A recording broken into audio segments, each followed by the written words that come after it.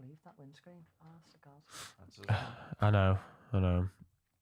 Morning, everybody over on YouTube. The noise of it though, it was like a shotgun going off.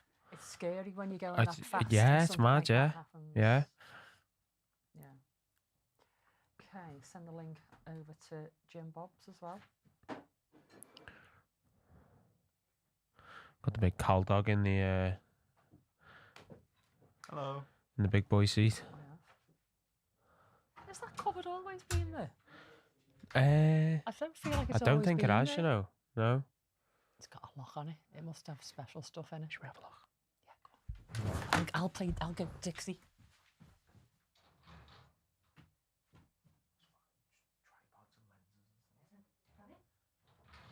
Probably where your tripod's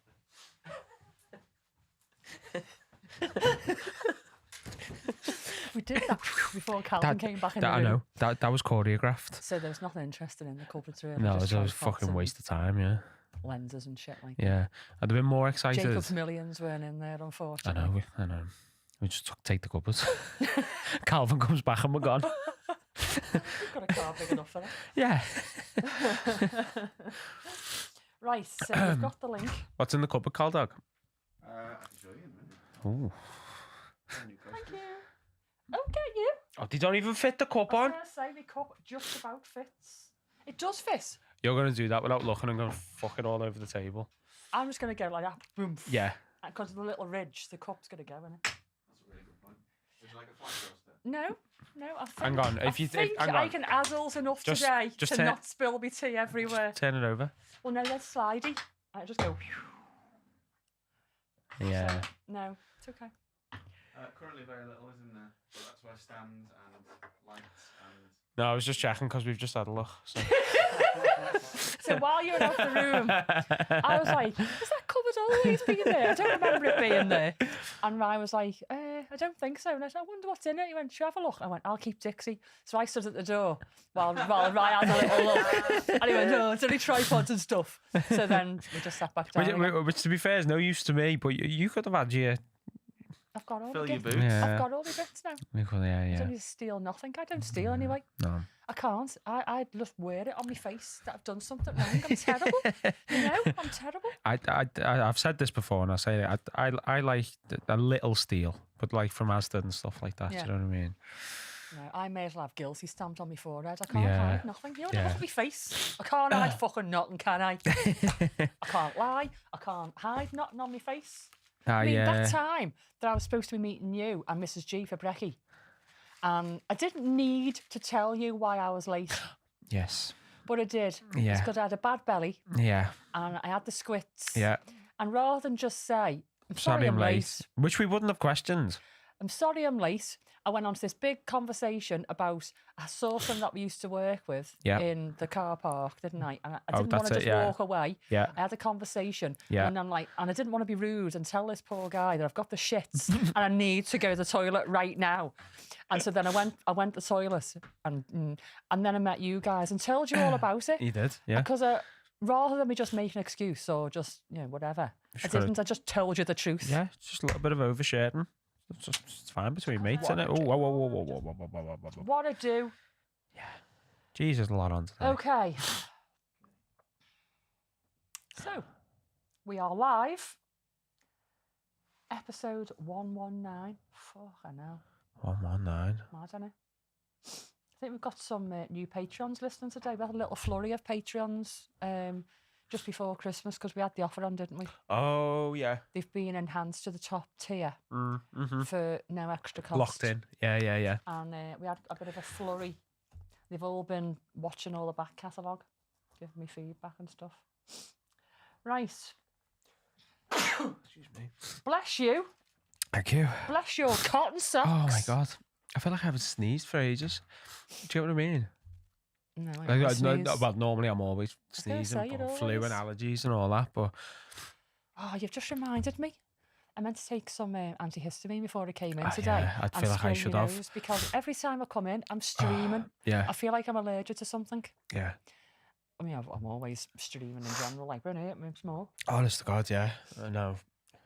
I feel like I've kicked off my allergies. Oh, Sarah P's on. Is hubby there? Well, you didn't see the message in the group. So Andrew has almost given it. You know the way you give somebody a sick note?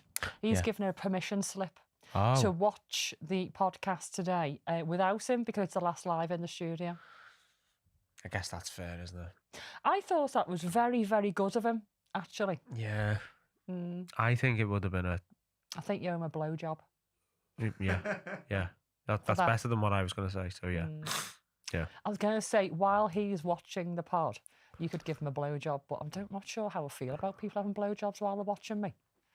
It wouldn't be a first time, would it, really? No. It's kind of the industry we're in, isn't it?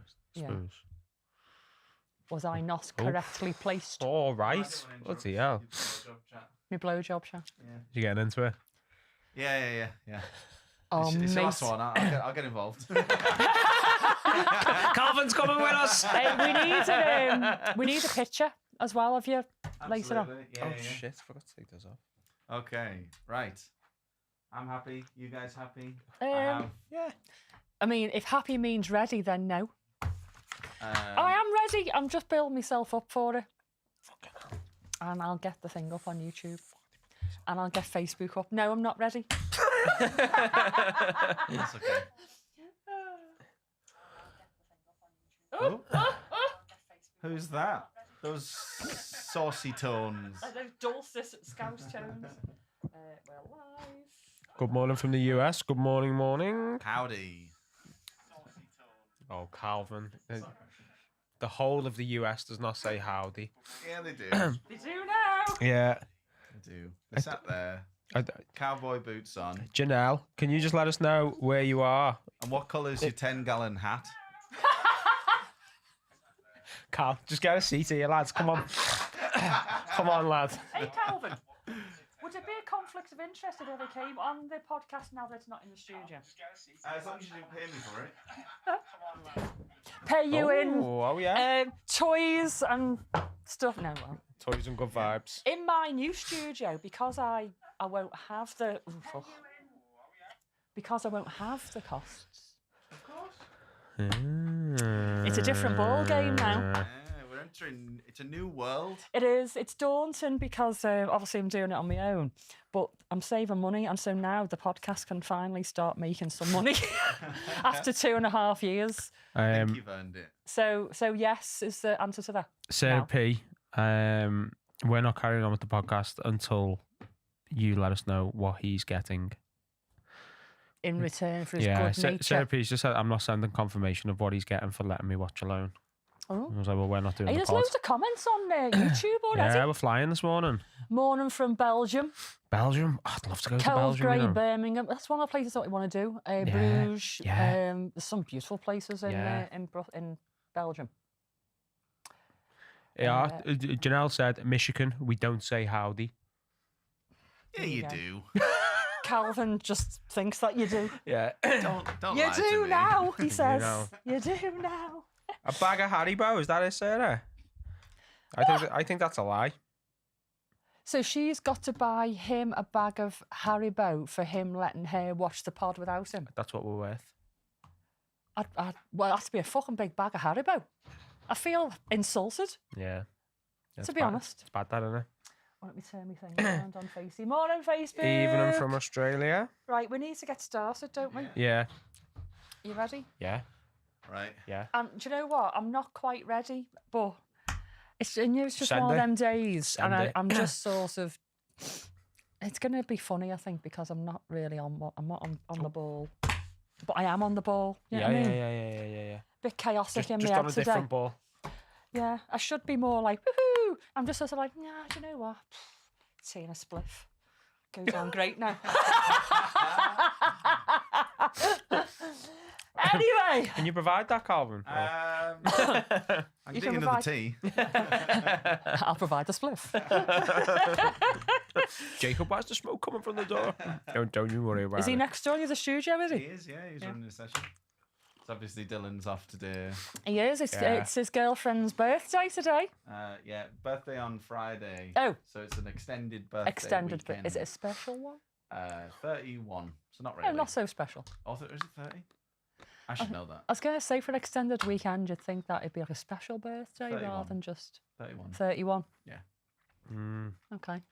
I don't know.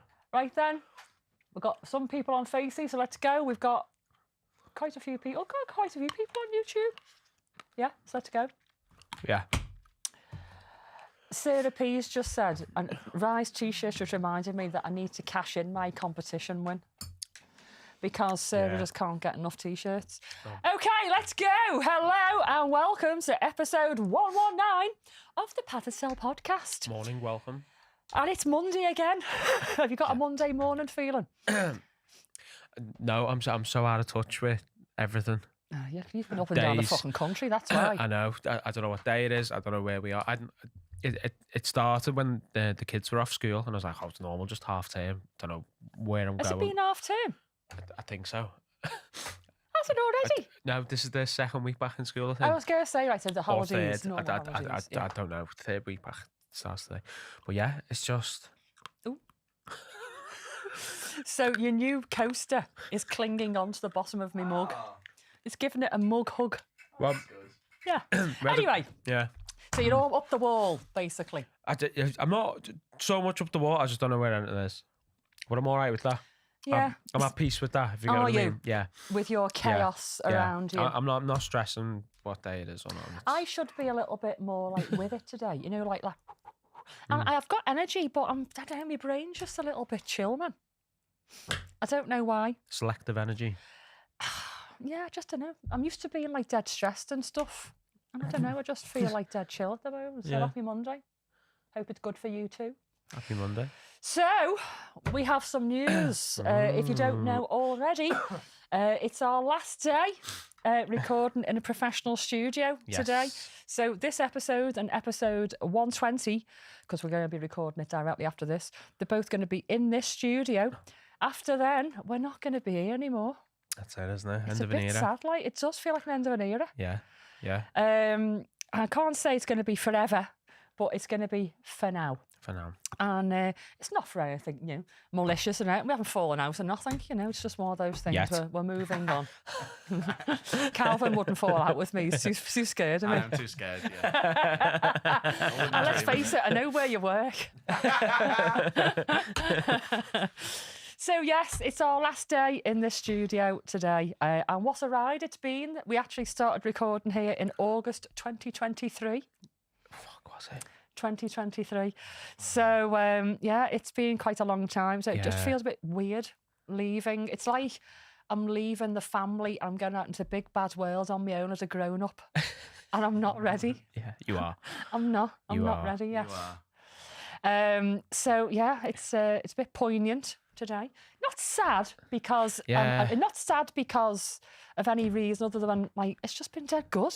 It has. Well, you're part of my routine. I know, yeah. It's like part of my week and my life is like Monday. It's Pattersell time. It's Pattersell Day. Yeah. What? So I'm sad.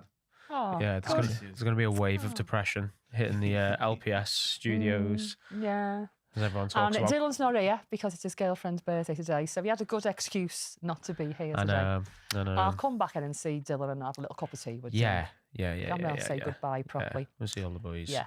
So, after episode 120, so 121, it's going to be audio only just for a few weeks, which is fine.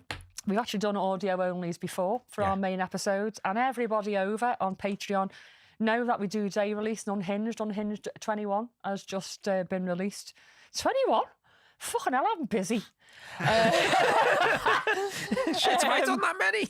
And so the audio's great. So it'll be audio just for a few weeks because I've got to learn how to be a professional, what do you call it? Videographer. One of those. So I've got all the gear and no idea. So while I get up to speed, it's just going to be audio for a little while. You want to get it right, don't you? Yeah, absolutely. I don't do things by halves, do I? You all know that. Fucking hell. It's going to kill me off one day, this like perfectionist malarkey.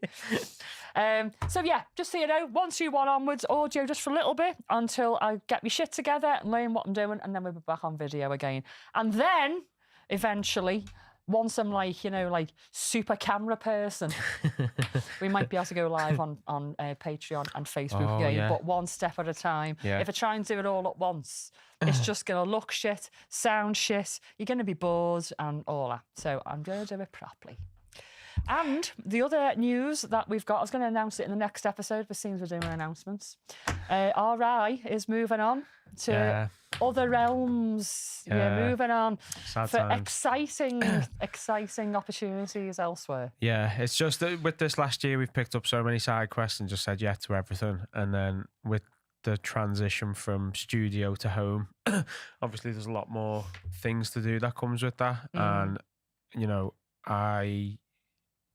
we had a meeting about it last week, didn't we? Obviously, I'd love to say yeah and, do all the work, but the work wouldn't be as good because the time that I've got available to put to that wouldn't be enough. So it's just... And you've just been given new opportunities. I think it's just time for a different direction for you, isn't I think Which so, is great. maybe, yeah. It's really exciting. Don't be sad. It is. Don't be sad. Well, it's like on the weekends, we're starting to go to things that we've never even known about. Yeah. And then meet different people in different parts of the world. Yeah, day before yesterday. Yeah, I'd fucking lived in that car. Me driving down to Southampton, that's a fucking commitment, that, mate. Oh, it was a nightmare, It's a bad journey, that. We set off from ours, we got through the tunnel, realised we forgot the tops. So we had to pay. Oh. Turn around, pay. Oh. Go home, get the tops, go through the tunnel. We had to pick up more tops in Chester. And it was just like, we got there and I was like, I've been in this car all fucking day. Yeah. I'm sick of the sight of the steering wheel. Yeah. But it's different. And, it's pop on as a chaotic guest host. Yeah. So, well, that's it. It's not going to be like, you're gone forever. Every now and then you'll pop back on as a guest host. Of course, yeah, of course. And we'll catch up on all of your shenanigans and stuff like that. Yeah. But it's because we're moving out to the studio, it feels like a new era, if you like. It's a new chapter. Yeah. And so it's also almost like a natural sort of end. As we're leaving the studio, then it sort of makes sense that your journey it did comes make to a an bit end of sense, as well. didn't it? Yeah. So we've got a new start. So we're in my own studio, and we've got 4 new hosts. We've got 4. No way. 4. I know 2 of them. Pardon? I know 2. But the 2 you said. Yes. So they're all very, very, very excited. Good. I can't name them all. Yeah. Yet. Yeah. But 2. Well, you know all of them, actually, but I just haven't told you about them all. That's good. Yeah. I'll find them when they come on. Yes, and they've all got lots of different things to bring. One in particular is like so quick-witted, I don't know I'm going to keep up with them, to be honest. The other one's really scouse. Yeah. And the other one has been on Patreon before. Yes. So, and the other one I haven't quite confirmed yet, but it's a yeah. It's there. Yeah. Well, I think that's a really good direction as well, though. Well, you know what? It's going to bring a different vibe to every single episode. Jim will be coming in as well every now and then. Yes. Every now and then. I'm not going to make any promises. If he's having a bad day, just go, no, love. And that'll be it. Yeah. Just no. I should do that. Just put him on when he's in a bad mood. No, God, no. But Do you know what? Jim doesn't do bad moods very often. Sits there like that the whole episode. Someone's just said it feels like the parents are getting a divorce. No, not at all. Not at all. No. It's just new opportunities, isn't it? That's exciting. It is. Yeah. It's just obviously I'd love to stay, and I could do the work, but it's the time would then make the work shit. Yeah. And then we just end up falling out. Yeah. Like, right, you work shit. You don't want to fall out with me. This is the safe option. So no, it's sad. It's a sad day today, but it's also a day of new directions and opportunities. Yeah, and all that kind of thing. Oh. But I'm not going anywhere. No, you're stuck with me for as long as I can speak, and I've got the beans to carry on and the big ideas. Yeah. So until then, I am here. The show goes on. The show goes on. I'm too passionate, I'm afraid. I've put too much into it. Of course, yeah. So it will continue. Anyway, let's move on. Because we've been wishing on for a little while now. The big announcements are all over now. There's no more big announcements. On this day. So if you watched a previous episode, I would have told you that we have the most listeners in Melbourne, Australia. Melbourne, yeah. And the 3rd most populous city is Sydney, Australia. And so for that reason, I am going to give our Australian listeners a little nod, because today is Australia Day. No way. 26th of January is Australia Day. Okay, there's been a little bit of like, was it the 26th of January? I'll come back to that in a minute. But to those who celebrate it, recognise it, congratulations, happy Australia Day. But it's not good for everybody. Oh. Let me tell you why. Oh, yeah. Yeah.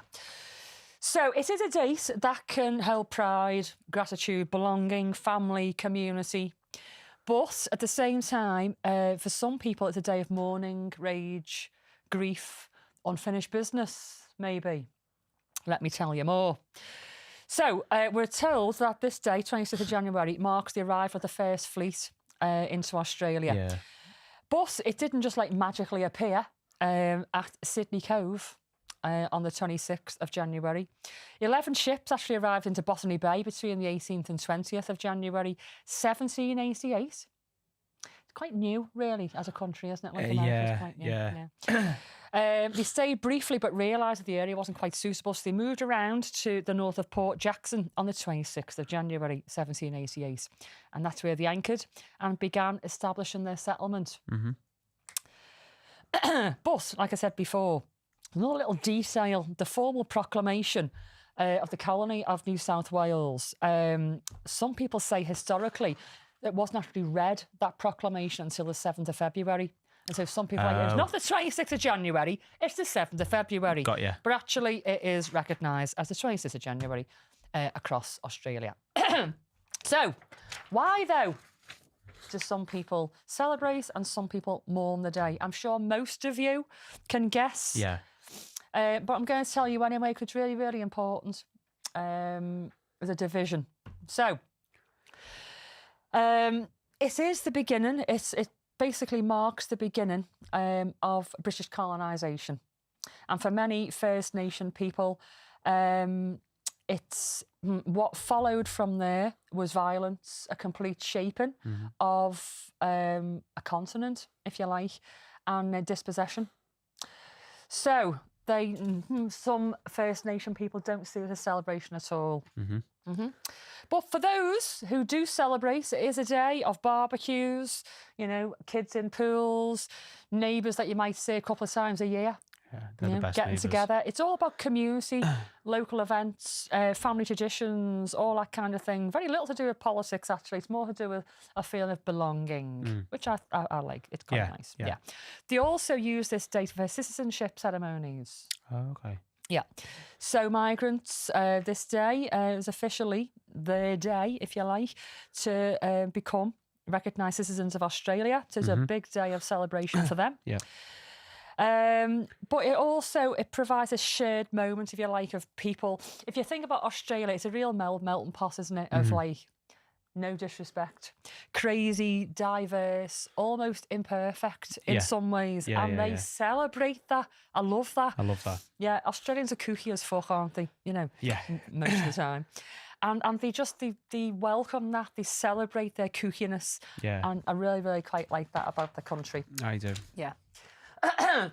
So, other things that they do on the day is the regatta. They have the Australian regatta in Sydney, on that day. All sorts of things go on. So it is about becoming an Australian, about celebrating being an Australian, community, citizenship, and just the love of the free-spirited ways. Yeah. But then, on the other side of things, we have our First Nation people, and they may see it, in some cases, as Invasion Day, Survival Day, or a day of mourning. And it reflects colonisation. And the fleet arrival, all those years ago, it changed their lives forever. And how they would go on to be Australian people and how they were allowed to go on to be Australian people, if you like. Yeah. There's a sensitivity around this whole thing. And the argument is you can't celebrate a nation on that date when it symbolises invasion and dispossession. They've said, move the date. You haven't got to ban it. You know, True, we're proud still, but why do you have to be proud on the day when we lost so much? Yeah. Just move the date. Yeah. Yeah. And I do get that. I can't say I understand it, but it's quite reflective, isn't it, of how a lot of First Nation people have been treated in lots of other countries. Yeah, definitely, yeah. Yeah, a lot of inequality, especially, you know, in Canada, the American Indians. In Canada, there's loads and loads and loads and loads of females that have gone missing from First Nation and not an awful lot's been done about it. Please read into it if you're interested. There's all sorts of things being done by the public to raise awareness. Yeah. And we believe it's just because they're just First Nation. And there's an awful lot of inequality going on, you know. So I can see why the First Nation people in Australia might see this differently. So, however you recognise the 26th of January in Australia, I hope you are recognising the day, whether it's celebratory or whatever, in the best way for you. So, moving on, because it's Australia Day. Yes. Something happened in Australia in 1966 on the 26th of January on this very day. 3 children went missing and were never found again. How long have we been going, Calvin? It's a good question. About 17 minutes. Fucking hell, 15, 17 minutes. Don't you think the guy in charge of our podcast producing I'm really would bad know with that numbers. figure? Do you know what It's it a is? simple thing to keep hold of, isn't it? It's trying to figure out time. Is there with not a button numbers. on there that says how long we've been We recording? started at 26 minutes past 11. But that was to... But that that's wasn't the actual main episode. That was from when we... That's the main episode start time. No. 26 minutes Did past we? 11. Oh, shite. Okay, you lot have to go. You've had loads. Okay, if you want to hear all about the missing children who were never found again on Australia Day, then you need to head over to patreon.com/the Pad to Sell podcast if you want to listen to it now, or you'll hear it on Thursday this week. And there's loads of other good stuff to come as well, so there's a good reason to head over. But in the meantime, thank you very much for joining us on this Monday morning. Hope the rest of the day goes well for you. Mwah, mwah, mwah. Hopefully see you over on Patreon. Pesh has just said, oh, we have Kinky Calvin. Kinky Calvin. Well, funny enough, me and Jimmy were only saying that last night. I was editing some reels and some behind the scenes reels from you before we actually start the main recording. Some of the conversations that we have and some of the things that Calvin says before we go live on the main thing. And I'm like, we've created a monster. People don't know him. People just don't know him. I'm a deep well. You're a deep well. I'm a deep well. Yeah. Absolute animal. Right. What a cliffhanger, Matthew's just said. I know, yeah. I like to do that to people, don't I? I'll get them in. Right then. So, 3 children. Yes. We've got Jane, aged 9, Anna, aged 7, and Grant, aged 4. All from the Beaumont family. On the 26th of January 1966, all 3 children went missing from a beach. Yeah. On a day when everybody was celebrating Australia Day on the beach. So, how did this happen? It was obviously a very hot day. Everybody heading down to the beach, and the 3 kids asked their mum, Nancy, if they could go to the beach on their own. Now, when I first read this, I'm like, not that age. A 9-year-old in charge of a 7 and 4-year-old. Yeah. However, we've got to remember 1966, different times. Oh, of course. Yeah, fair. And probably kids are just allowed to just go out and do whatever they want, really, you know, just come back before dark. I was told I was that, like that. you know, in the early 80s. Yeah. But this was a bus ride, a short bus ride, but it was still a bus ride to the beach. And she said, yes, they could. And they had done similar things before, so it wasn't like this was like the first time for them. Yeah. Excuse me. Calvin, before we carry on, Oh. I don't suppose, is there like a fizzy drink in the fridge? I can get you a mango Rubicon. Is it any Fanta or Coke I can Zero? have a look. Give me 1 second. Talk Pepsi amongst Max. yourselves. Thank you. I think I'm going to need my emergency tea cake. Can I have a Pepsi Max, please, Carl Dog? Or a Surprise?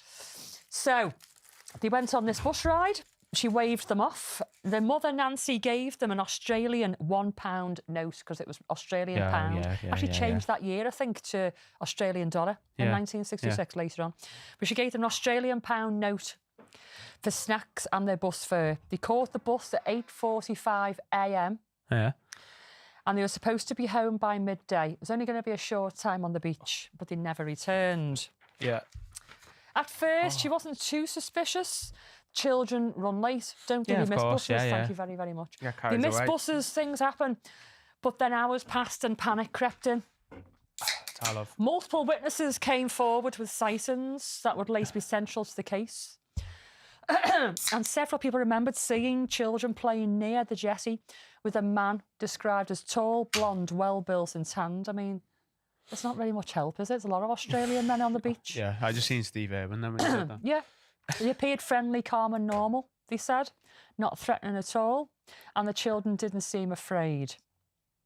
Jane, the eldest, was seen buying pasties and drinks from a bakery, using coins. Now, that puzzled their mum because Nancy, the mum, only gave them a £1 note. Yeah. However, they might have bought something else before that. They're just using the change. Of course, yeah. But they're only there for a few hours. What else? I don't know. Yeah. But she thought that was odd. I'm not too sure about that. She thinks that somebody else was giving them money to go and buy things. Yeah. Later in the day, the children were reportedly seen walking away from the beach willingly with the same man. And that was the last confirmed sighting. And as far as I could gather, there was a few people that had seen this. It wasn't just one sighting, So by the evening, the police were involved, obviously. They started a search of everywhere. Beach, water, storm drains, scrublands, wells, everything. And nothing turned up. No clothes, bodies, shoes, nothing. Yeah. Not a scrap. Within days, the case exploded. Obviously, 3 children have gone missing on Australia Day, just like that. Yeah. No sighting whatsoever. It's like the world just swallowed them up, basically. Just gone. It's weird when just it happens, isn't it? Yeah. Yeah. Anyway, over the decades, police investigated numerous suspects. One of the most talked about was a man named Harry Phipps, a wealthy factory owner. And I believe he had a bit of disturbing interest in children. It was quite known. And witnesses claimed he'd even spoken about abducting kids. Sounds like a bit of a weird guy. Yes. Yeah. And he'd say, that would be a perfect burial site for children. So just people in conversation. It doesn't sound very normal at all, does he? It's a little bit tapped, isn't it? Anyway, in 2013, excavations were carried out at land formerly owned by Phipps. Nothing was found. Oh, okay. Other suspects came and went, serial offenders, known paedophiles, men who later confessed and then later dismissed. Yeah. So every time they had this sort of hope, it just died off again. Yeah. They did have some confessions, none of them stuck. Anyway, so while all this was going on, the parents were obviously living in limbo, weren't they? Oh, of course, yeah. Limbo and hope. Spent the rest of their lives believing the children might still be alive. They kept their phone line open, never changed their number. Nancy died in 2019 at the age of 92. Fucking hell. Without any answers. And the father died years earlier. Neither of them stopped waiting for them to come home. And it is one of the most cruelest, I think, unresolved cases. I think mainly because the mother lived so long. I know. I mean, her eldest was only 9. It's sad, isn't it? I mean, I don't know how old she was when she had the eldest, but probably not that old. So she's lived decades and decades and decades of her life suffering. Yeah. Waiting for those kids to come home. Yeah, like I'm gonna be 35 in February. Our eldest is 8, so there's 60 years. It's mad, isn't it? And every day you wake up thinking, not knowing. Yeah, it's bad enough if you know your child is dead. That is just horrific. Yeah. But you go through a mourning process. That might take years, but you go through a mourning process. There's some sort of closure, isn't there? And hopefully in the end you'll get closure. Yeah. But with something like this, just an open wound forever, and then not knowing Oh my God, that is just horrific. Sickening, isn't it? Horrific. Sickening. Anyway, it's a day that changed Australia forever. Before that time, children would go out on their own. They would do bus rides on their own, spend entire days on the beach or in parks without supervision or little supervision. And this whole case like rewired parents basically. Yeah. And they were much more careful going on from there. And this sort of thing was passed down generations. You remember what happened on this day, and they would warn children. Be careful, don't talk to strangers. Yeah. Remember what happened to those kids that day? Yeah. It'd be drummed into them, passed down. So it did change how Australians parented the kids forever, basically. And, nearly 60 years, what is 60 years on? No justice, no grave, no closure of that final chapter. Just their 3 names. That's all we've got. Jane, Anna and Grant. Sad, that, isn't Very, very sad. Sad. So, moving on. Oh, fuck. Where's my thing gone? Hang on. Talk amongst yourselves in the My comments. itinerary. Yeah. It's also International Customs Day today. Customs. I used to work for Customs and Excise. I thought you did, yeah. Yeah. It wasn't glamorous, unfortunately. I No. wasn't one of these ones, rummaging ships or looking for drugs. I did actually have a friend who you worked with in the office who went on to do that. Whoa. Have you got it? You can't just like come in and graduate. No. Have you got to prove yourself a bit I mean, first? you start off at a low level. You might end up being like a clerk in the office where all the rummagers, they call them rummagers, where they all go. And then you work your way up to that and you train into it and stuff. I actually worked in the office in the HR and then payroll. A guy called Jerry Brudos, American murderer, began a killing spree 26th of January 1968 in Salem, Oregon. And for the careful listeners over on YouTube who are up to date-ish on Unhinged, you will know that I covered Jerry Brudos on Unhinged Part 10. Basically, sexually assaulted and murdered at least 4 young women over the span of a year. And he was known as a lust killer, and he had a shoe fetish. And he was also known as the shoe fetish slayer. Oh. I'm not going to tell you any more about him. His story's really interesting. I loved researching this story.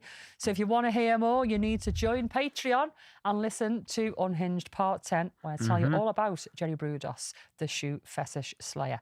But today was when he committed his first murder. All right. Right. I'm going to move on. Yeah. To Mr. G's ancient artifacts. Right, Carl Dog, I'm Because I'm sorry gonna to be the eat this. bearer of bad news, mate, but you've got to do a bit now. Oh. Can't just He's been enjoying himself. can't sit no. there on your fucking phone looking at... God. Hey, someone's just said, do your job, Cal Dog. That was me. No, somebody. Oh, is that you? Look at it, yeah. Look at the name. Oh, Griffo's channel. Yeah, it's one of my old YouTube accounts, but... So you've joined on your own thing. Yeah, that's what I'm in on, yeah. Oh, Yeah, I'm in. Right, I have some images. Yeah, pick any one of them, mate. You can pick. Oh. You pick, I'll talk. Okay, bear with. Give me 2 seconds. Oh, shit myself down. I thought my notes had gone. I knew you picked that one. these are Do nice. you want me to pick the other one? I know you picked that now, yeah. Don't mind me, I'm just avoiding vomiting right now. We Fire away. So we've spoke about this previous episodes. We have? Yes. It's the Judas. This is the Judas cradle. Yeah. Yeah. Some people call it the Judas chair. Uh-huh. There's different variations of it. There's longer ones. I think there was a French version where it's like a big, fucking massive long thing. Yeah. The Spanish donkey. Spanish donkey. That was it. Yeah. This one's worse. Fucking yeah, but that variation of it is. I mean, the guy who's in the illustration right now, He has got his ass clenched I know, around he doesn't that. look too traumatised. I think he likes doesn't, anal. does he? Yeah. Until they put more weight on, then he'll be regretting his life decisions. Well, there's a lot of weight on him already, to Yeah. be fair, isn't there? Yeah. So, yeah, obviously you can see what it is. Judas cradle, commonly dated to late medieval, early modern Europe, 15th, 17th century. Obviously don't need to... What a shot! Ow, that really hurt. Did it? Oh. You should say thank you for that, Calvin. Thanks. Most people you got pay. money for that? Most people pay for that. Yeah. So his thigh is covering it, but as you can probably see from the outer sides of it, it is a pyramid-like shape. You sit on top of the pyramid and you are weighted down to be pulled down the pyramid. Usually made of wood or metal. Yeah. But I guarantee most of them were wood in that day and age. Oh, imagine the stains on that. Especially with it being a porous wood. Shit, piss, sweat, tears. Yeah. It's like sometimes you see it in the club, like people who only do blood with one person. Like if they've got like a wooden paddle or something, Yeah. the blood just stays on it, doesn't it? You can't get it out if it's a porous wood. Yeah. I imagine that it would have just been blood stained, wouldn't it? Yeah. So yeah, dropped on top of it, weighted down. But the thing is, you must have had good balance. Yeah. You if think wobble about off, it. wouldn't you? If you're just sitting on a little spike, I'd end up slipping off that by accident. Right, so the ones that I've seen actually are slightly different to this. Hmm. So the guy here, he's got his arms down. I Yeah. don't know, he's got weights from his arms Yeah. as well. Yeah, it looks like, yeah. The one that I've seen, their arms are above their head and they're Oh, chained, yeah. Okay. and then they get lowered onto yeah, it. Yeah. And then gradually, bit by bit, they get lowered more and more and more and more. And if they don't fess up or scream loud enough for the evil person doing it for Yep. them, do them, they put weights on. Yeah. And eventually do it. Yeah. But I was reading and Splits their kicker. a lot of the time what they do is, because it would be all fucking blood smattered and stained and the weight to be down the feet Yeah. of it, they bring them in and take the tripod for example, because it looks exactly like it. Yeah. They just let you look at it for a bit. Yeah. I just realised, well, you may as well tell us, because that's going to be your chair for the next few hours. I'd just fess up. Oh, I would, yeah. Fucking right, yeah. Because I know this is a minor detail, but I don't think the weights would be very comfy either.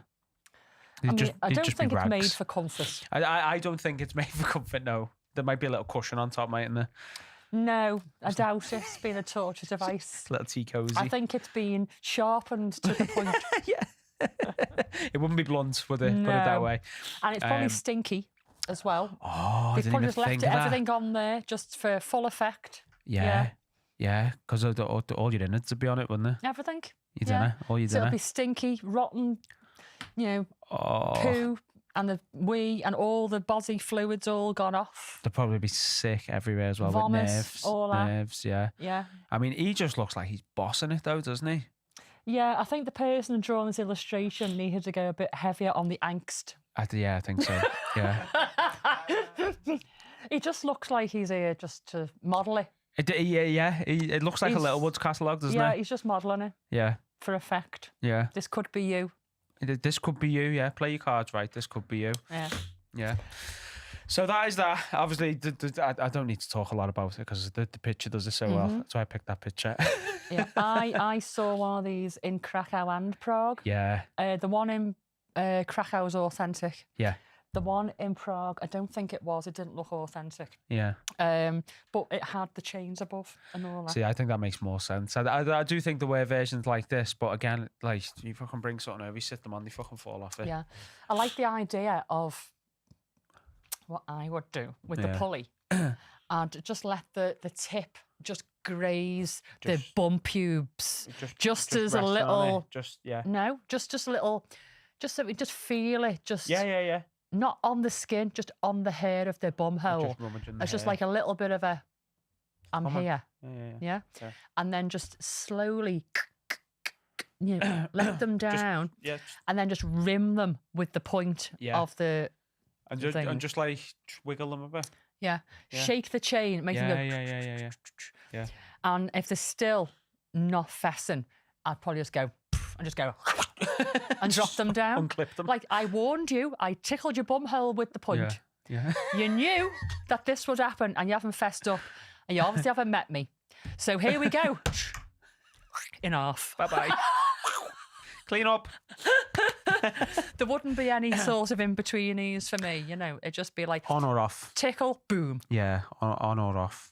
Yeah. I like that. Because, I'd probably have a few to do in a day. Oh, you just want to So go home, for wouldn't you? efficiency, you don't want to drag this thing on. Yeah. So, and you know what? Don't you, if somebody's going to fess up or not? if you're sitting on if your bum hole is hovering over that spike and you're still not confessing, they're just not going to. And the thing is, if you're second on, it'd probably be wet as well, wouldn't it? Yeah. Oh, a wet wooden spike going up your ass. Yeah. As soon as you touch it, you just be like, what do you want to know? Yeah. I just look at it. I wouldn't even need to put on the chains. I'd be like that. Just tell me what you want. Because it depends how many they has in a day, but they probably wouldn't have cleaned them up, would they? No, not at all. No. Just a gaping arsehole on the floor looking Yeah, at you when you just go looking in. at you, winking. Covered in splinters. Ooh, imagine the splinters. Oh, imagine you lived. I doubt you'd live from that. No, that's what I mean. Like, if you got lowered on it a little bit and then you got brought up, Yeah. all the fucking splinters in your arsehole. Oh, fuck that. Ooh. Okay, then. I'll tell you then and you want to know. But just by looking at it, yeah. Yeah. Ooh, splinters in your bumhole. Yeah. So the Judas Cradle. Yeah, it is one of my favourites, Yeah. the Judas Cradle, and definitely worth revisiting. Yeah. Yeah. So I'm going to fess up to another something. Oh. So this morning, I said to Jim, I went, "Oh, can I have that black hanky clean on the radiator?" Yeah. And he went, "Do you think it's a good idea taking a black hanky onto the podcast?" He said, because when you wipe your nose, it's going to show up. Oh, well, yeah. It will. So I've just had it there then. I went, "Oh shit, Jim was right. I've just turned it the other way around. I'm going to put that there now." So I now need to be very aware that when I wipe my nose, not to show you the used side with the snail trails on I it. just about to say snail trail, Yeah. Yeah. Thank you very much for that. Yes, yeah. I do like it. I knew- do like knew it. you'd pick- do you know what? I sent them this morning and I was like, if it's Carl Dog, I know which one he's going to pick first. Yeah. Yeah. Kinky Calvin. Kinky Calvin. That's me. Not that that's supposed to be kinky, like, Well, yeah, that's a little bit too far. Yeah. Yeah, torture porn Calvin. Do you know what? Torture porn Calvin. I'm going to keep that picture. If you know the people who say, nothing's off limits for me. Just, do you want me to get that out of storage? Or? Yeah, that's it. Yeah. Been dying to use this on someone. Keep that. Yeah. Right. Thank you very much. We Okay. are going to move on. Has anybody saying anything over on YouTube? They always remind me about Asian bamboo torture. The bamboo grows and pierces the skin and keeps growing. Oh, that, That is hell. Yeah. Hell. It's a Japanese thing, I think, isn't it? I think it's been used all over the place. Yeah.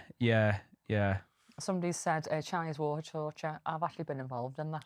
Yeah.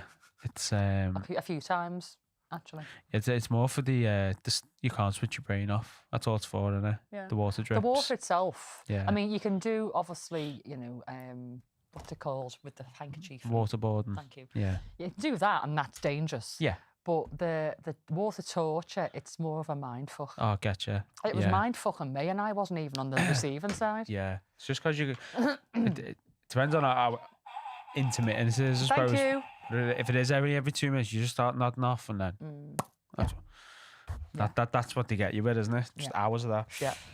Right, we're going to move on. I am going to go a little bit longer on this one today, Calvin. Thank you very much for the fart buzzer. We've missed it. We haven't had it for a little while. Have we? Yeah. I just keep forgetting about it, don't I? Right, so we're going to do some lady lobotomies as promised last time. And why I'm still looking at my phone, not even on Facebook. I've got to engage on Facebook.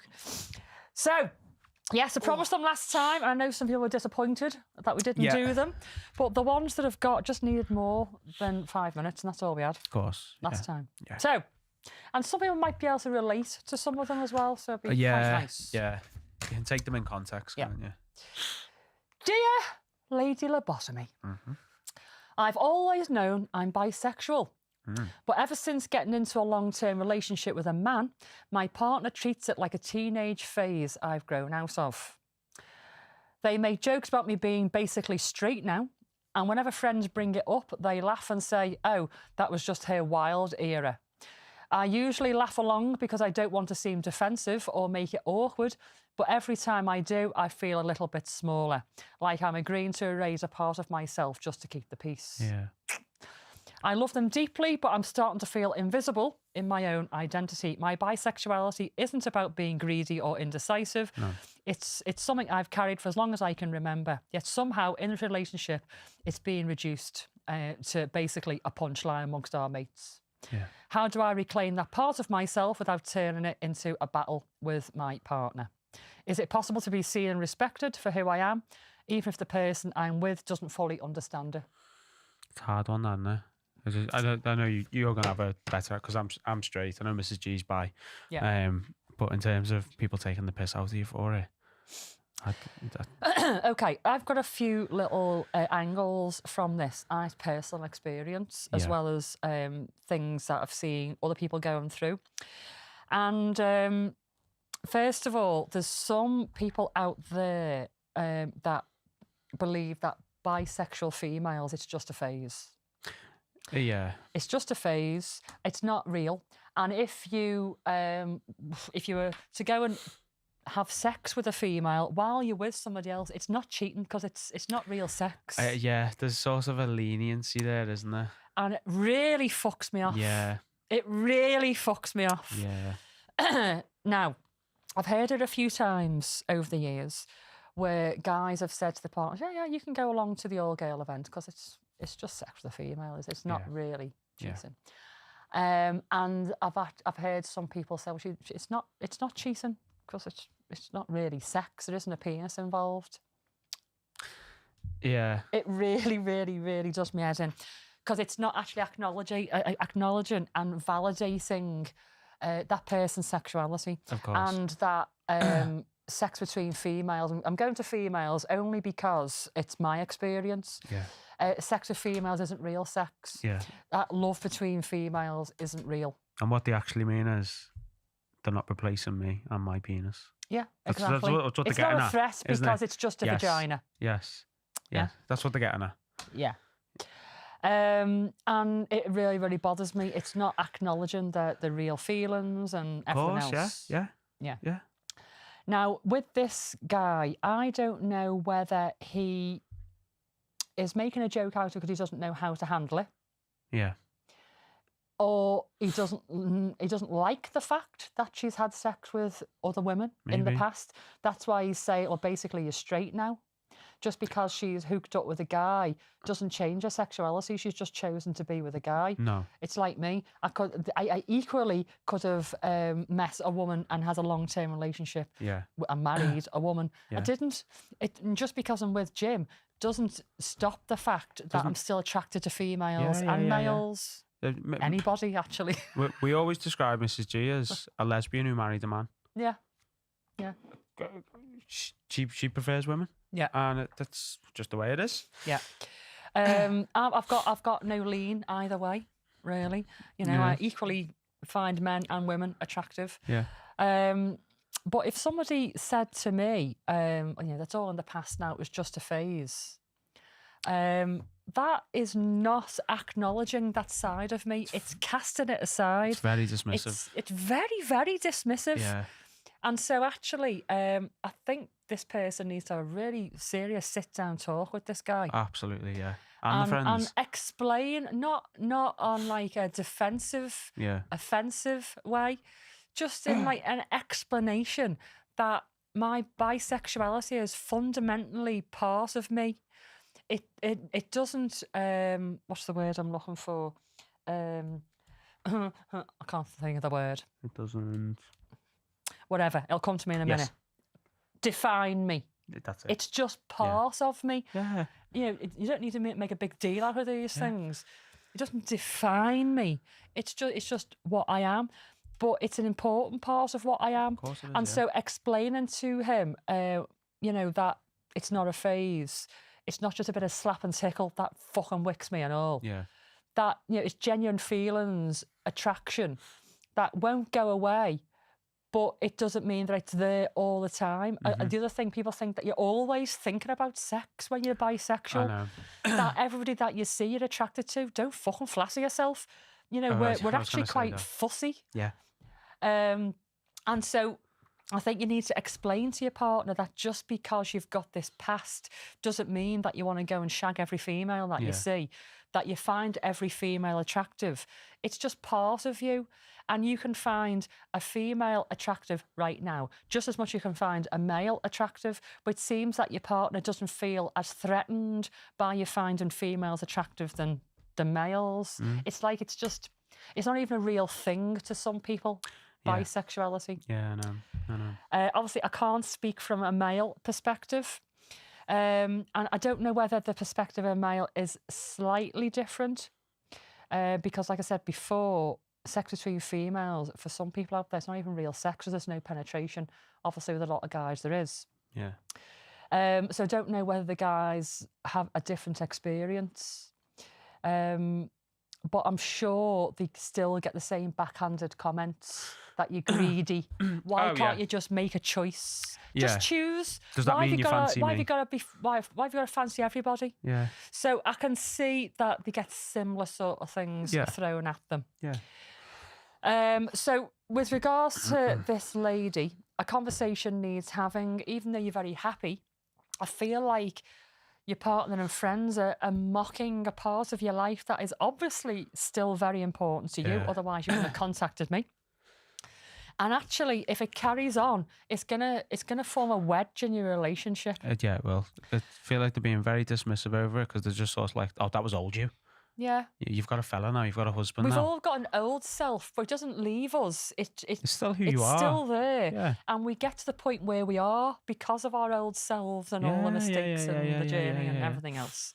Yeah. And like I said before, it doesn't define you. I don't say, oh, hello, I'm Vicky, I'm bisexual. Who the fuck? It doesn't define me. It's just part of me. And I think this guy just needs to drop it. Understand what it's like to not be heterosexual, and actually how you can still be in love and everything with somebody who's a different sex than you, and still have this past, of course you can, and still look at a same-sex person and go, fit, but not want to jump in the sack. Yeah, I just don't understand. I mean, that. you do it in a hetero way. Me and my mates have done it forever. You look at people and go, yeah, fit. Yeah. Everyone does it. Yeah. There's no problem with looking at the same sex and going, yeah, smash. Yeah, exactly. And what's the issue like? Me and Jim fancy the same girls. There's been times we've been in the car, been driving along, and I've gone, oh, fit. And he's like, going to say the same thing. But then it's funny when it's the other way as well. Mrs. G will go, oof, yeah. And I go, are you mad? Yeah. And then we have a full-on discussion about it then. And it's like, I'm having a discussion about a random girl we've seen, and we're like, nah, you're weird for liking her, you, and you know, a bit of back and forth and all that, and it's just Jim's gone, not usually your type. Yeah. I've got a bit of a type actually, but occasionally, you know, a left fielder coming over, I go, fucking hell. Yeah. I saw somebody recently, I'm not going to say who it is. It's somebody on Instagram, and this person is my usual taste actually. Why I've not come across this person before? You know, and I don't fancy that many people, you know. Fair, yeah. I'm not looking. Yeah. But occasionally somebody pops up and I go, oh, hello, very nice. So somebody's popped up on Instagram recently, I went, fucking hell. Where have you been? Oh my God. Instant follow. Yeah. Doctor. Oh. Yeah, very nice female. And, you know, it's my nice little bit of scrolling jollies. Of course, That's it. Yeah. And, you know, Jim will be like, oh, very nice. Or, you know, he wouldn't be threatened by it. It sounds like this guy, if he found out that she was scrolling somebody on Instagram, following and like fwarring over it, he'd be fuming. Yeah. So it sounds like an insecurity on his behalf. It does really, yeah. Insecurity because he finds her bisexuality threatening. It's got to be. Because it's something that he can't match up to. Yeah. Because he has a penis and she's played with vaginas in the past and clits. Yeah. So it's something that he doesn't understand, he can't match, if you like, in his mind. So she needs to have this conversation. Explain her past, explain that you can, you know, fancy females and still be in love with somebody else, just the way you can with, you know, seeing somebody, a man or whatever. And reassure him to a point, but this is his issue. Yeah. Not yours. It's not yours, no. It's his to work through. Yeah. But this is a partnership at the end of the day. And so I think, you know, you need to give him that time to talk through it, basically, and see if you can come to some kind of an understanding. He needs to understand you more and what bisexuality means to a person. Cut to a few episodes down the line. Dear lady, lobotomy. My wife wrote in saying she's bisexual. I've now discovered. She's run off with that fucking doctor you fancy on Instagram.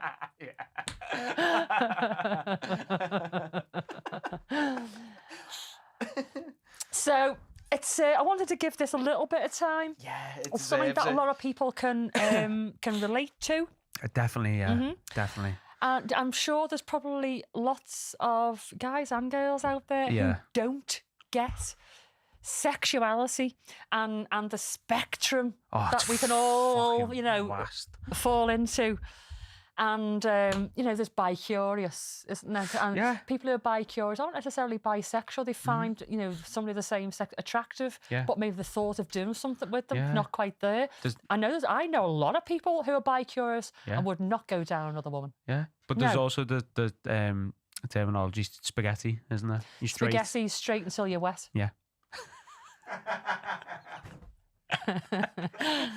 Yeah.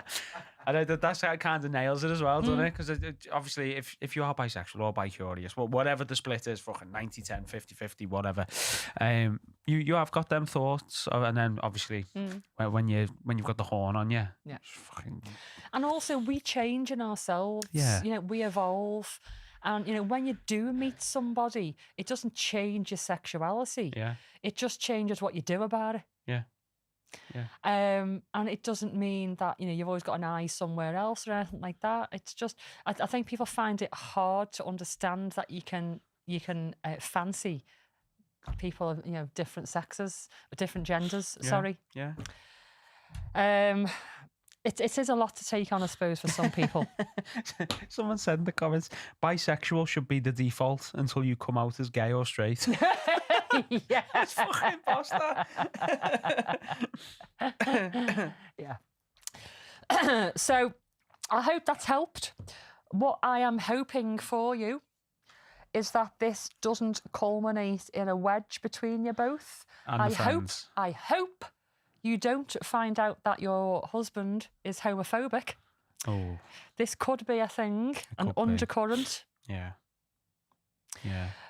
With him saying basically you're straight now, he's trying to change you and mould you into something that's acceptable to him because your sexuality is not acceptable to him. Maybe. Whether that's just you or everybody else out there, I don't know.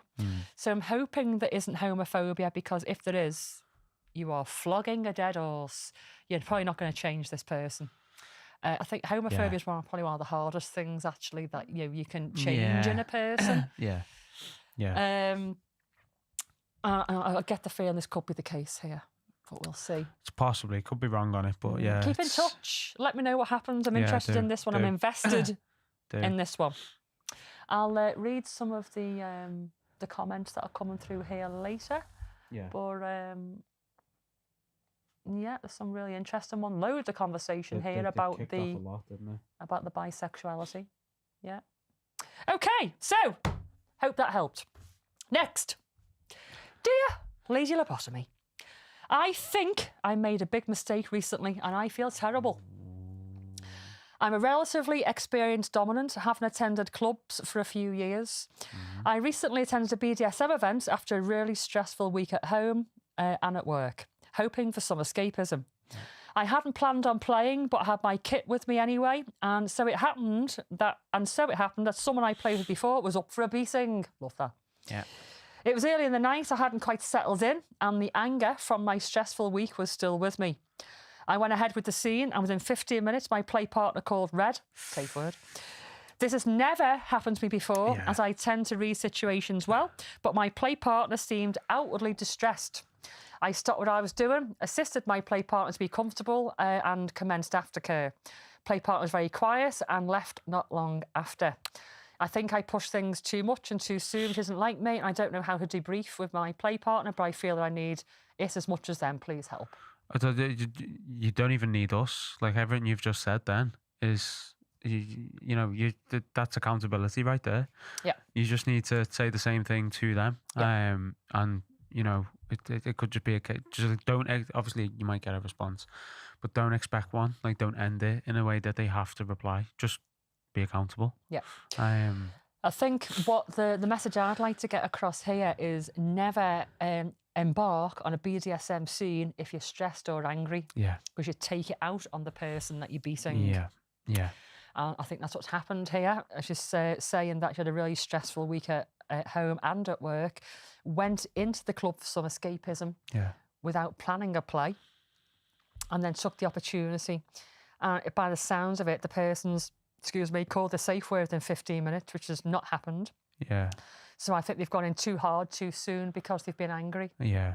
And you know that yourself. Because obviously it says it in the writing, but it's hard when you get caught up in the moment, isn't it? Yeah. And especially with you saying you haven't been to an event for a long time, and then you go, and then suddenly someone you know is there, and you're like, "Fuck yes, here we go, Yeah. we're back to it," and you get that excitement built in, and then the anger kicks in, and the stress, and before you know, it's like, shit, what have I done? It sounds like she's just got carried away. I mean, in 15 minutes as well. Yes, you know, that's a quick escalation. It is, yeah. She's got carried away too fast, too hard, too soon, and she's broke her sub. Yeah. So, how do you put this right? Exactly what Rise just said. I think you just need to take... this came through actually just before the last episode, so it's a couple of weeks now. So maybe you've already done this. Maybe, yeah. But as Rise just said, I think you need to just take some time to just think about how you've got to this point, although I think you know that already. Yeah. And just be really, really open and honest with your play partner and fess up, hold your hands up and just say, I really should never have played that night. Yeah. It's all on me. I'm sorry I broke you. And you might have a bit of a job getting this person back to a level of trusting you enough to go ahead again, but you will eventually. But you'll only get to that point if you're open and honest about why this happened and what you're going to do about it to stop it happening again. But I'd only talk about that one night. I wouldn't be like, oh, sorry this happened, but remember years ago when we played and it was dead good. That's just like, just focus on... Just focus on the fuck up, yeah. And there's no need to go into everything else. No, you know, this has happened because of that 15 minutes. Yeah. And so that's really all that needs to be discussed. Yeah.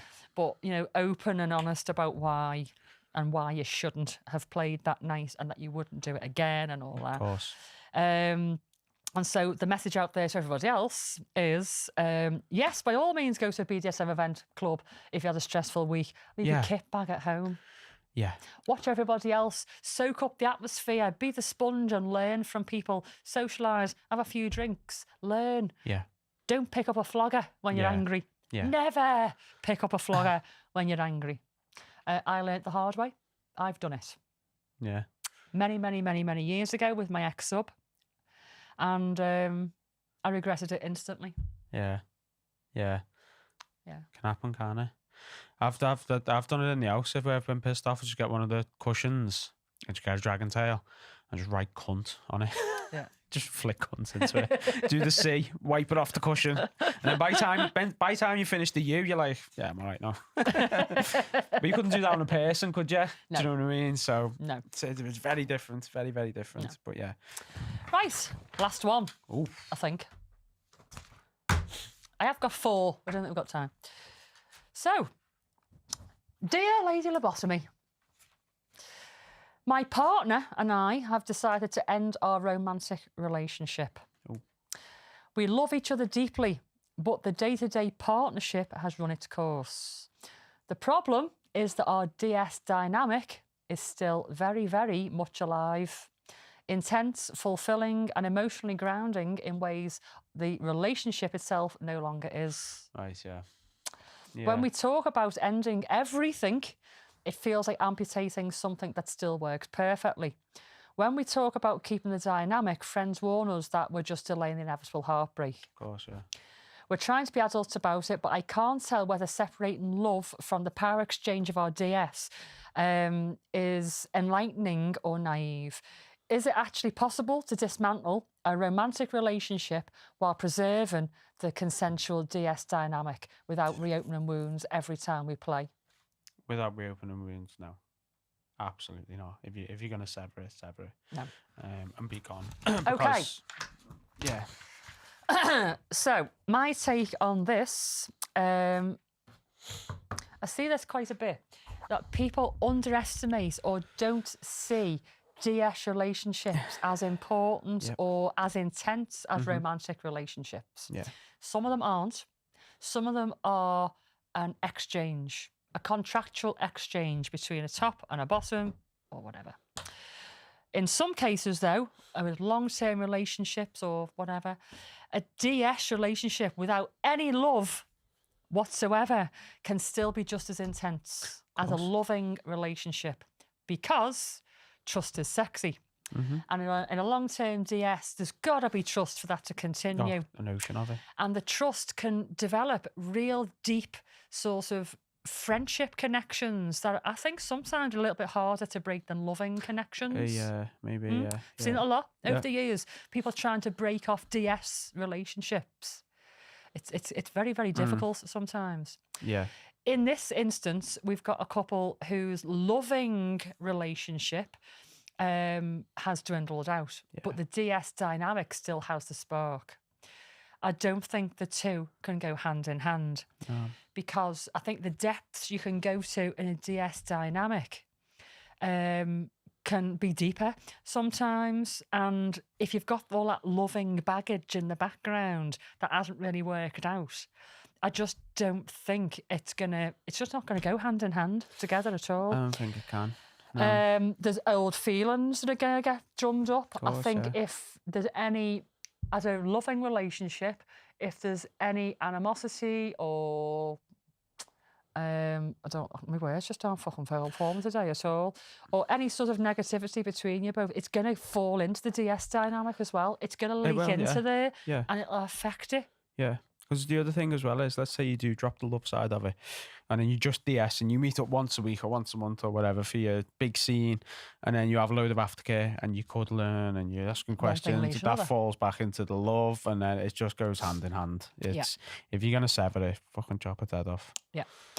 I just don't think you can do the two when you've had a deep and meaningful romantic relationship. Not with the previous. Yeah. Obviously, you can do them side by side, one by one, of course you can. But with the previous, that will affect everything going forward. Everything going forward, and there might be some resentment there as well. And the other thing that I've seen firsthand is when the loving relationship's finished, the DS continues, but they're not exclusive. And then one of the two starts playing with somebody else as a DS and a romantic. And so somebody else has stepped into those previously filled shoes. You are just the sub or just the dominant, and your play partner all of a sudden has another focus. Yeah. It's hard, that. Yeah. And so you are sharing this DS dynamic then, but you're not sharing the loving dynamic because that is being given to somebody else. Yeah, and you're being forced to watch the and love you are being forced to watch that because you are still involved. Yep. There's still a connection, and I think the bond between a DS is very, very strong in some cases. Well, yeah. It's very hard to break, and I think that's what's happening here. The bond is really strong as a DS. Yeah. So strong they don't want to quite let it go. Yeah. But actually, in the long run, I think it's going to be severed more to the point of torn rather than cut neatly. Yeah. And when DS dynamics are torn, it gets fucking ugly. Yeah. We've seen it time and time again. Yeah. Nasty. So I would say here, I don't think this is a great idea. I don't know your relationship. I don't even know how long you've been together. It doesn't say, but it sounds like it's been a while. Yeah. And it sounds like the two have gone hand in hand for a little while. Yeah.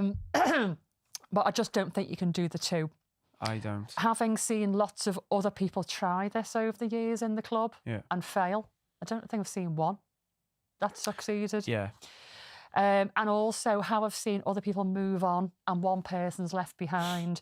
That's hard. It's actually, it's very cruel to see it sometimes. It's like, oh, you're leading this person on. Yeah. So I'd say if your loving relationship is absolutely over, then your DS relationship needs to be over as well. It has to be, yeah. I just think it's too complicated on many, many levels, and you'll end up hurting and hating each other. At least at the moment, you still like each other, which is a rarity when relationships break down. Try and walk away cleanly. Yeah. And there will be other people, you know, DS relationships, like I said before, can be just as fulfilling as romantic relationships and deep and meaningful. And there will be somebody else out there for you. There will be, absolutely. But you need to end this and end it nicely, round it off so you can move on to the next person rather than it being torn to bits. You're both left in trauma. You probably won't ever go back to a DS if that happened. So please take control of your situation before it gets completely out of hand. Do you agree? I agree, yeah. I find it hard to fathom because RDS is mixed with love, like just intertwined into it. Like I understand what they were saying, but I just find it hard to fathom that one side of that can go. Yeah. But obviously, I've been in a DS where I've not been in a loving relationship. Yeah, I get that. Yeah. But actually, I think I've hinted at it myself in the past. I found out that further on down the line, I think he did develop feelings. Yeah. And I wasn't. Yeah. You know, I'm just the mistress. Yeah. He's single. I wasn't. Yeah. I muddied the waters a little bit and we parted ways for a little while. And he never told me while he was alive why. And I think that was why other people have told me since. Yeah. I just wish he'd had the courage to just tell me. We could have worked through it somehow, you know? Yeah. But we didn't see each other for 18 months in the end because of it. It just drove a wedge. Yeah. I didn't know what the wedge was. He wouldn't tell me. Yeah. I think he respected Jim a bit too much. They were dead good mates. Yeah. Almost seems like in love or not like that. Yeah. But I think he'd moved from just being submissive to feeling a little bit more. Yeah. And he didn't know how to deal with it. And he knew it wouldn't be reciprocated. Yeah. And it just all kicked off one day. The tensions were coming on a little bit more. And he was bratting a bit more and being less attentive. And I'm like, what's going on here? And I kicked off on him. Yeah. And he kicked off on me back, which he never did in front of loads of people. I don't know. I look back, I'm like, of course. Makes sense. It makes complete sense. Yeah. Emotions and all that, you know. And then we did, you know, rekindle, if you like, a friendship. Yeah.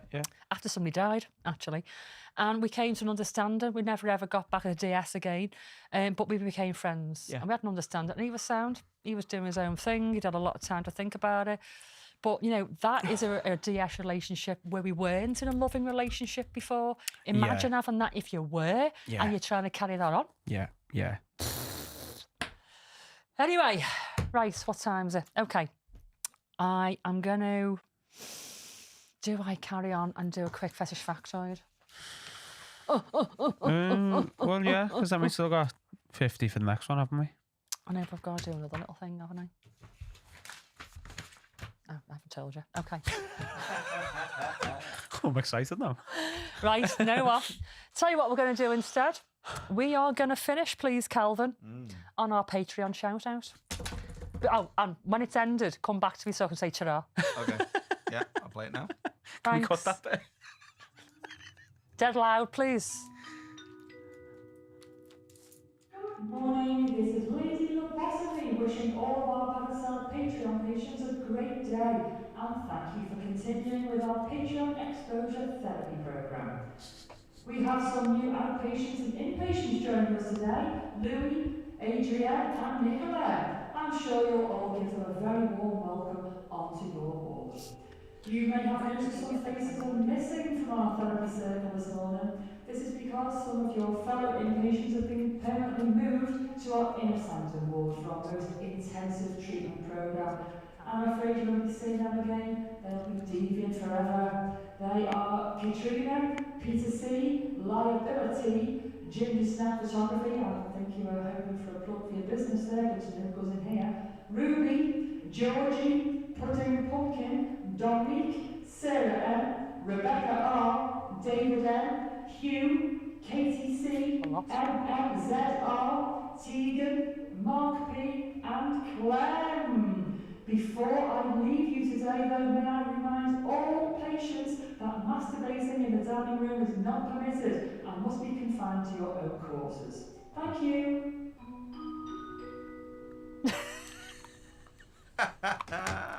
It's a bit mad. When you're not hearing it in here, you hear it in your headphones. Yeah. It's nice and clear. Yeah. But I'll work on it in my new studio. Okay, so we are going to leave it there. Thank you, everybody, for joining us over on YouTube. We've had quite a few people over on YouTube I know. today. It's been good today. Yeah. It's been good. It's been chatty.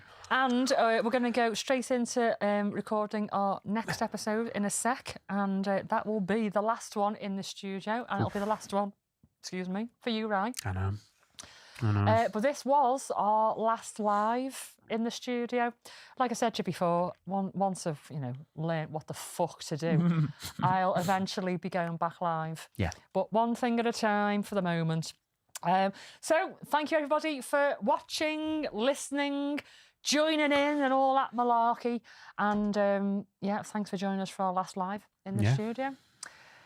And not the last time I'm saying it in the studio, but last time I'm going to say it live to you all. If you're binge watching, pop the kettle on. I'll see you in 5. If not, we'll see you next week. Bye.